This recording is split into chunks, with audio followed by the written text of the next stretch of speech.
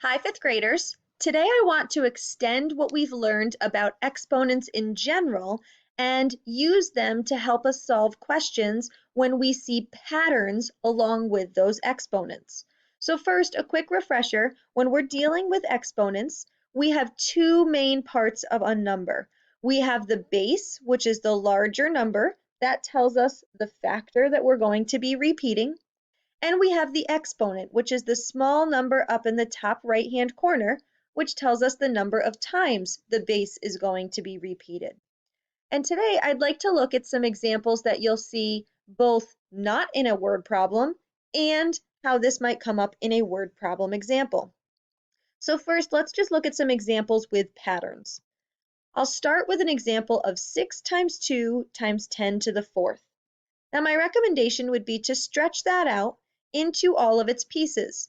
So you can see I've stretched that out into 12 times 10 times 10 times 10 times 10. I got the 12 because I recognized that basic fact, 6 times 2, is equal to 12. So that became my first factor. Then I used my exponent rules to remember that 10 to the fourth means that I'm repeating the 10 4 times. When I multiply all of those numbers together, I get my final answer of 120,000. Let's look at another example with a pattern. I have 8 times 3 times 10 to the second. Again, I'm going to stretch that out to be 24 times 10 times 10. I know my first factor can be 24 when I stretch it out because the basic fact, 8 times 3, is equal to 24. When I multiply those three numbers together, I get my final product of 2,400. I might also see something like 4 times 5 times 10 to the third. I still want to stretch it out again into 20 times 10 times 10 times 10 because I'm looking for that basic fact first, and then I'm using my exponent rules to show that I'm repeating the factor of 10 3 times. And when I multiply all of those numbers together, I get a final product of 20,000. This also works if I have an exponent to the 0 power. So if I have 9 times 7 times 10 to the 0 power, I'm still going to stretch it out into its basic fact, 9 times 7 is 63, and then the exponent rule. I remember that 10 to the 0 power is 1. So that just means I'm multiplying 63 times 1 to get me a final answer of 63. Now you might also see a question like this. How many zeros will be in the product of 8 times 5 times 10 to the second? And a lot of fifth graders start to recognize the pattern of, well, can I just take the exponent and write that as my answer?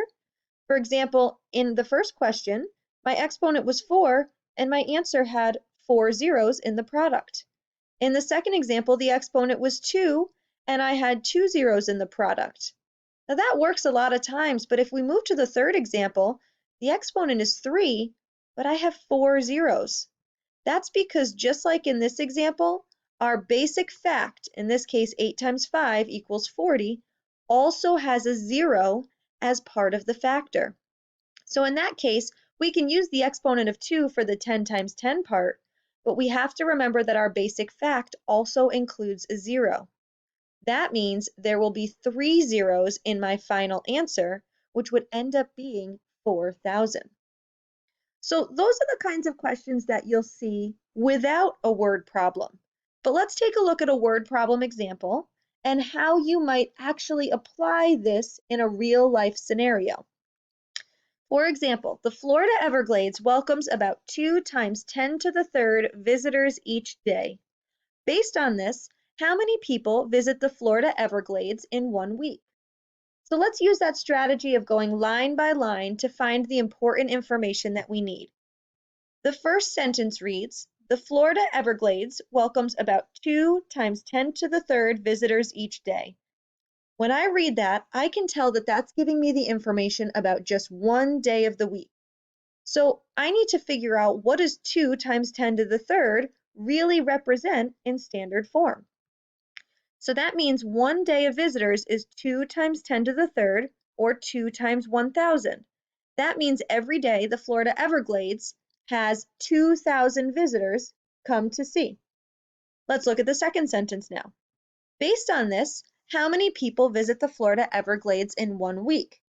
Okay, this sentence tells me that I'm not done with my answer of 2,000 because that's just for 1 day. I actually want to know 1 week. Since the Florida Everglades is open every single day, 1 week is 7 days. So that means I'll take the daily rate and multiply it by 7 for each of the days of the week. 2,000 times 7 is 14,000, which means that the Florida Everglades welcomes 14,000 visitors each week. Those are the kinds of scenarios where you'll see this idea applied in a word problem or in a real life setting. So hopefully that made using exponents with patterns a little bit more clear. Thanks for tuning in.